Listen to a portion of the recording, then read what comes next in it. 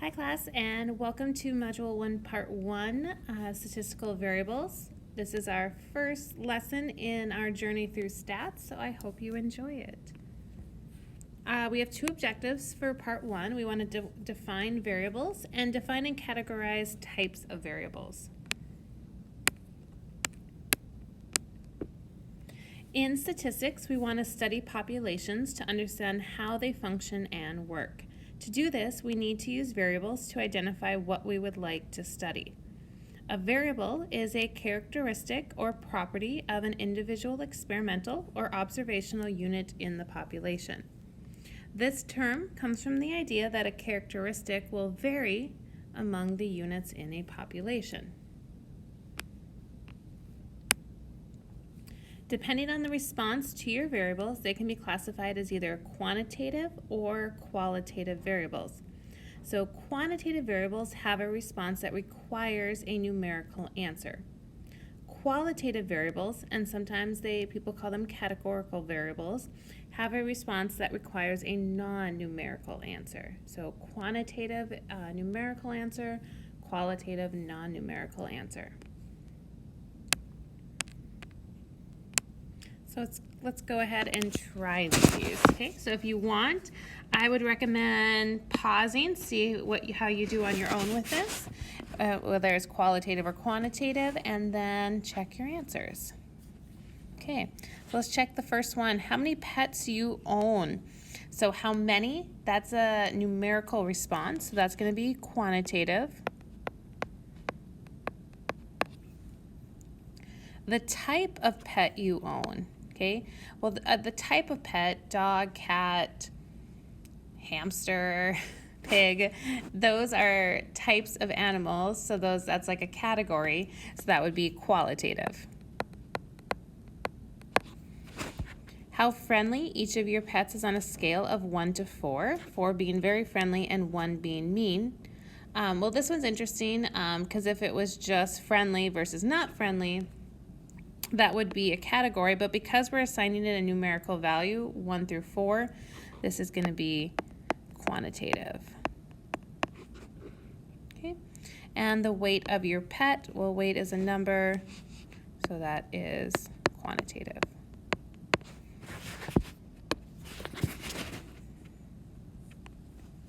Okay, so if something is classified as quantitative, the next step we're going to want to say is it discrete or is it continuous?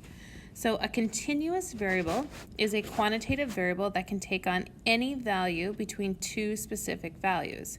So it has infinite possibilities. So here you're going to have you could have a decimal. So weight is continuous. I could be 150.2.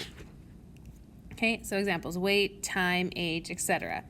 Discrete, so this is a variable that can only take on a certain number of values. So we were limited possibilities. So these are going to be whole numbers. So the number of students in your class, the scores on your deliverables, because you can only get a 1, 2, 3, or 4.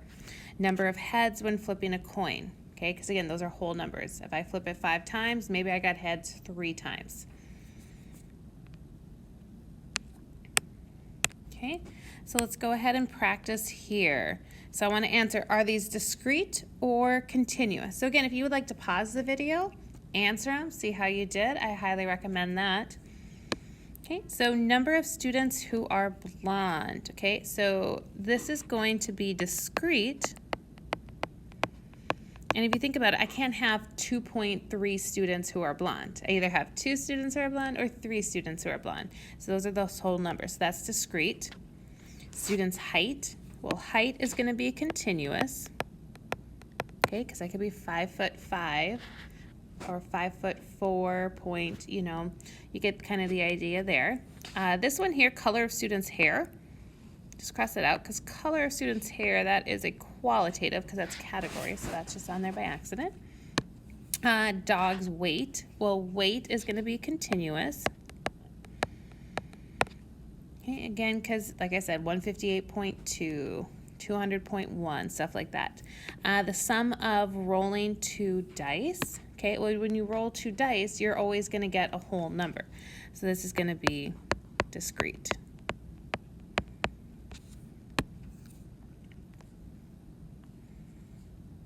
Okay, so the next thing we'll talk about is, so again, you put it as qualitative or quantitative. Now I'm going to actually want to know, I want to know the level of measurement for variables. So there's 4 classifications: nominal, ordinal, interval, and ratio. Nominal scales are used for labeling variables without any quantitative value. All qualitative variables will fall into this category, along with any quantitative variables that don't hold any numerical significance. Okay, so nominal sounds like name. Okay, so here you're looking at like these examples. What's your hair color? Brown, black, blonde, gray, other. What is your gender? Male or female? So again, these are, all qualitative variables will fall here, and any quantitative that don't hold any numerical significance. Okay, so like this one here. 1 is brown, 2 is black. Okay.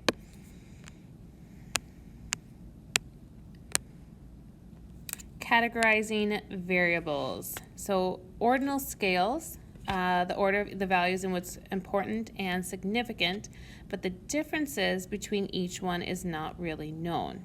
Okay, so a great example of that is going to be like a race. Okay, so you have someone who's first, second, third. The order does matter.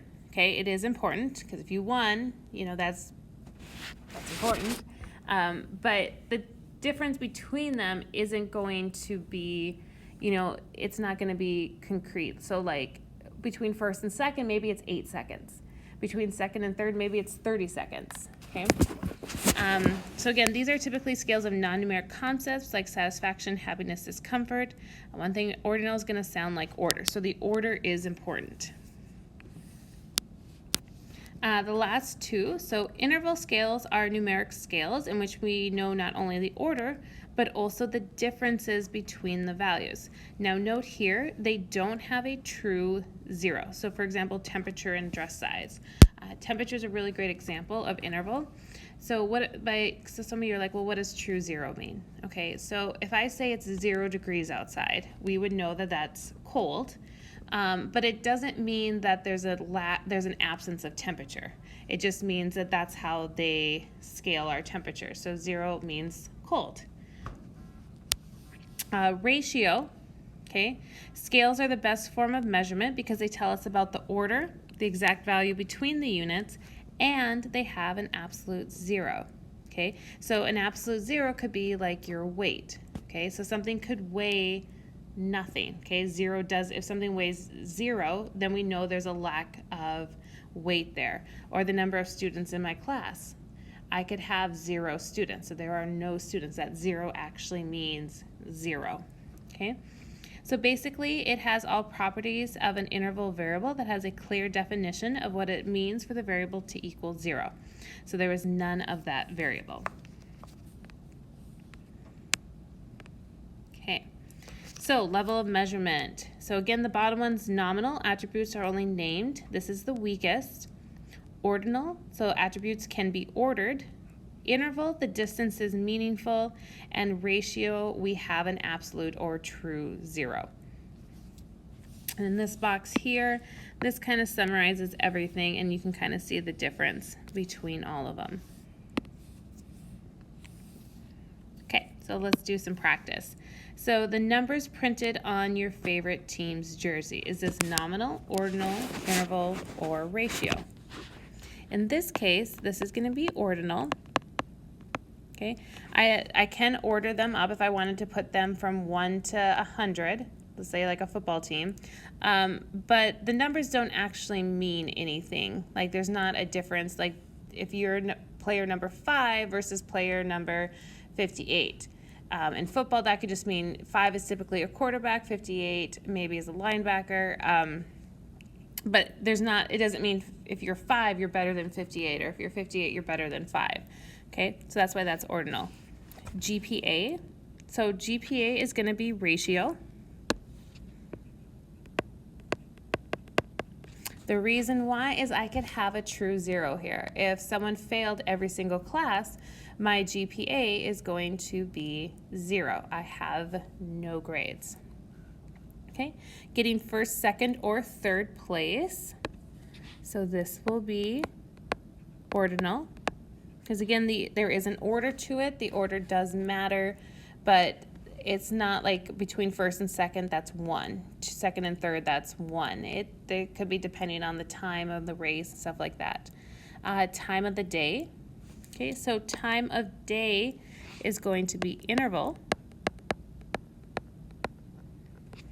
Okay, and this one's tricky because it's not time, it's time of day. So there's no absolute 0 of time of day, because again, 0 would mean there's a lack of time. There's always going to be a time of the day.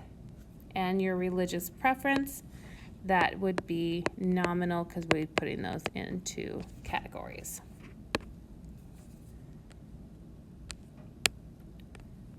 Okay, so we're going to go into Excel. So here, if you want to follow along, you can pull up your live Excel sheet and follow along.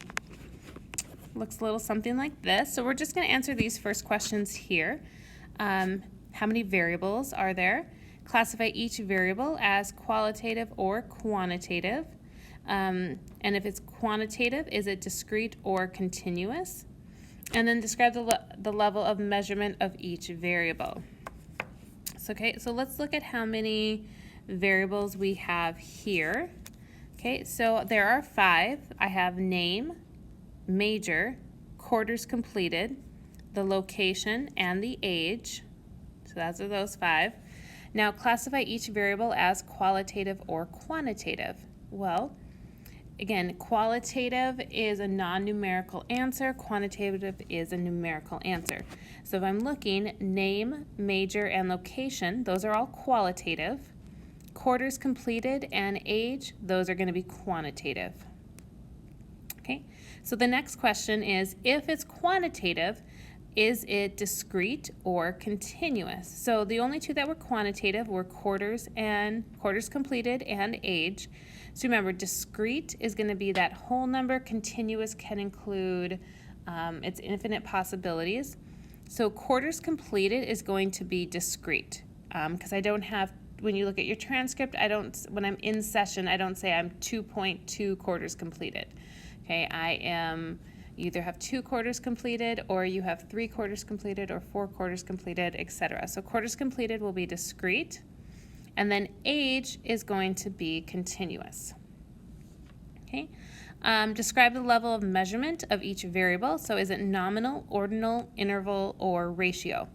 Okay, well, again, anytime you classify something as qualitative, that will be nominal.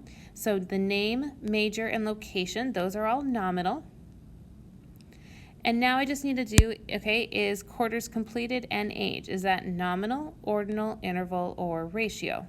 Okay, well, for quarters completed, that's going to be ratio, and actually age will be ratio as well. And the reason why is we can actually have a true 0. So 0 does mean something. I could have 0 quarters completed. When you're born, that's your starting point. So those would both be ratio. So this is a good example of how you would do in deliverable 1, question 1. You're going to go through these and answer those questions. Okay, well, that's it for Module 1, Part 1. If you have any questions, feel free to email me or join me in a live classroom session.